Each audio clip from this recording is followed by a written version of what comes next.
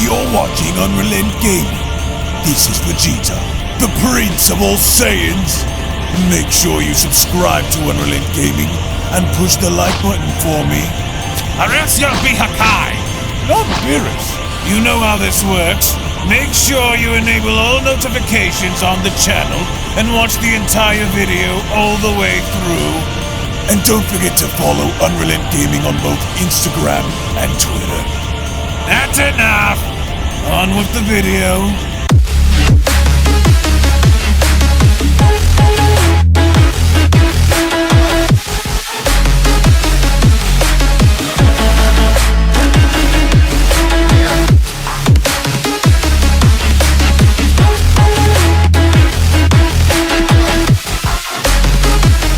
So with Dragon Ball Super Manga Chapter number 87 only a few days away, scheduled to be released on August 19th, we finally now have new information, leaks, images, and updates as to what is about to transpire involving the mysterious person now being revealed and secretly going as far as to attack Monaito as Elec was trying to make his great escape, as with the manga chapter now hinting that the true strongest warrior in the universe is just about to be revealed. The million-dollar question now going forward is, are we about to witness a very unexpected twist occur within the Granolah arc, or has Elec really found a way to come up with a plan in having to stop our heroes in their tracks? As a quick little reminder before diving deeper into this video, if of course you guys just so happen to be new to the channel and want to be kept up to date with everything in regards to the Dragon Ball Super manga and the upcoming Dragon Ball Super superhero movie, then I do encourage you guys to go on over and smash that subscribe button and turn on all notifications by clicking on the bell icon to never miss a single video posted on the channel, on top of giving this video a big fat thumbs up by slapping that like button down below if you guys are simply excited to see where the narrative is going to take us moving forward, because as courtesy of the official Dragon Ball news website and both Herms98 and DBS Hype over on Twitter, the following Dragon Ball Super Manga Chapter number 87 leaks, images, information, updates, and spoilers goes as follows. Now, as of course you guys can see here on your screen, it just so happens to appear that the individual that had gone as far as to shoot Monaito from the back was none other than Gas, as with Gas now basically now being in a very decrepit skeleton-like state, it would only now appear as though he was in fact able to survive Granolah's attack and on top of that become even stronger than how he was prior, which essentially leads to yet another fight involving Gas, to where, as of course you guys can see here, Gas ultimately ends up fighting Ultra Instinct Goku and Ultra Ego Vegeta at the exact same time, to where he is able to manipulate and use their bodies against them by slamming them into each other, and it just so happens to go as far as to prove now that Gas is still stronger than Goku and Vegeta, until, as of course you guys can see, Goku and Vegeta try to do their best in essentially working their way around Gas and try to do what they can to get the better of him, even after Vegeta had gone as far as to kick Gas in the face, to where if you look and pay very close attention, Vegeta actually had managed to kick the skin off of Gas's face, but as a response to this kick, Gas just simply ends up laughing right in front of Vegeta's face as he's going up flying in the air, and this inevitably ends up leading to this. So as Gas begins to pummel Goku and Vegeta, not even by using his own hands, but by simply stomping on their faces, he's kicking them around, so our heroes really don't seem as though they have any sort of chance of beating Gas until, as of course you can see, yes, out of all people to finally arrive on planet Sorel, making his debut in the Granolah arc is none other than Frieza, and it would only appear as though Frieza now means business, because as of course you guys can see, it is Frieza who is the one that ends up killing off Gas by the very end.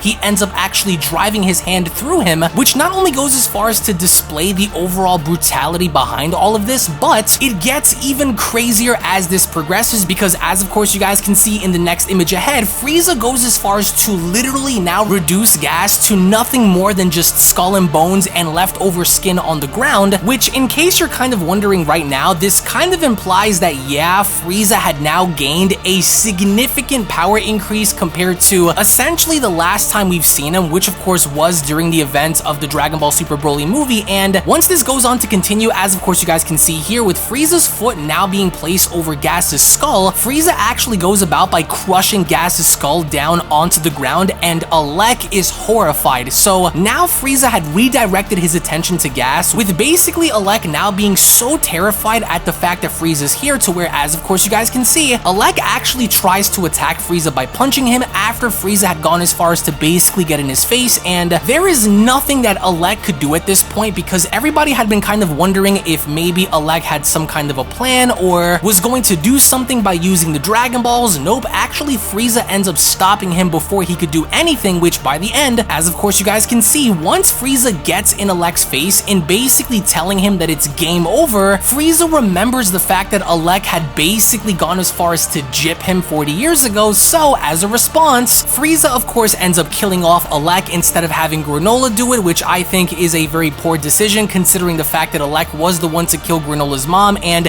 even go as far as to almost kill him, but it doesn't end there because as of course you guys can see, Vegeta, Goku, they're all speaking to Frieza because they don't know as to why he's there, but Frieza seems to be very confident about something to where, as of course you guys can see, he ends up telling both Goku and Vegeta that in fact he has a brand new form, and which indeed Frieza does because Frieza has been preparing, Frieza has been in the shadows lurking, training, and even going as far as to say that he wants to become even stronger than the Saiyans, and apparently he does because introducing Frieza's brand new form, this is Black Frieza. So Frieza now has a brand new level that far exceeds that to his golden form, and apparently enough, he is so powerful now that he wastes little time in doing anything to kind of hinder at the idea that he's weak by comparison because, as of course you guys can see, Frieza ends up speed blitzing right in front of Ultra Instinct Goku and Ultra Ego Vegeta. Yes, you heard me say that correct. Black Frieza is about to fight Ultra Ego Vegeta and Ultra Instinct Goku, to where with one simple shot, 2 blows to the stomach, as of course you guys can see here, it appears as though Black Frieza now is significantly more powerful than Ultra Instinct Goku and Ultra Ego Vegeta because Frieza ends up dominating them with such tremendous amounts of force behind these punches that it essentially renders both Goku and Vegeta useless by the very end of this. Even though they've recovered, it still doesn't matter by the very end of this. However, we do see which by the end, Monaito is still alive, unfortunately.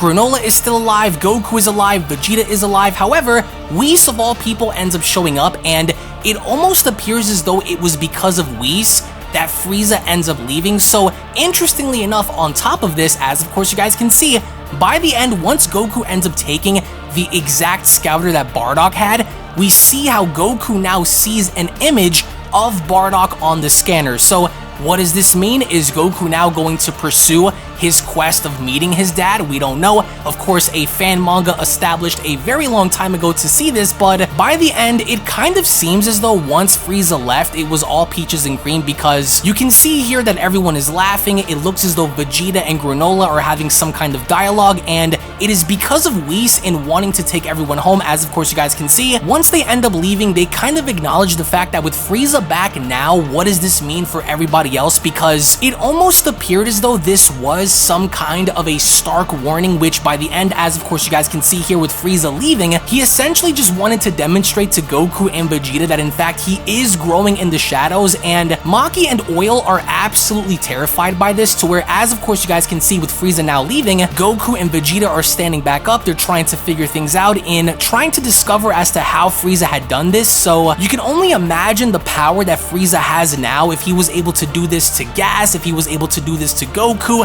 to Vegeta. So interestingly enough, it was also noted by Frieza that Frieza had been in a realm, in a separate realm that kind of goes outside the current existing universes this whole time, which allowed him to get even stronger than what he was before. And by seeing Gas's power, he wasn't impressed. So what does this mean now going forward with Frieza now discovering this new realm to train in and essentially increase his power? Well, to that, we're gonna have to wait and see. So, in which by the very end of this, I want to go on ahead and get your thoughts down in the comment section below about the spoilers, and more specifically, with how you guys personally feel now that the Granolah the Survivor arc has now officially ended with Dragon Ball Super Manga Chapter number 87, because it appears as though we are now gearing up and getting ready to start the brand new arc for the manga, which one can only speculate now as to what that's going to be. So again, drop your thoughts down in the comment section below, to where, as always, thank you all so much for watching, and thank you you all so much for your time. We are going to be providing you guys with additional spoilers, leaks, images, and of course the full manga once it drops in English on the 19th, so make sure you guys tune back on the 19th to find out how the entirety of the arc ends. Again, thank you all so much for your time, to where if you guys are excited and cannot wait for the ending of this arc, then be sure to scroll on down below and give this video a big fat thumbs up by smashing that like button. Also, if you just so happen to have a love and passion for all things Dragon Ball and anime related, then be sure to head on over and smash that subscribe button and turn on all notifications by clicking on the bell icon. That way you guys never miss a single video that is posted onto the channel. Tune back in for more. Thank you all once again, and with that being said, I will be seeing each and every single one of you down in the comment section below and in the next video. Take it easy guys and have a great day.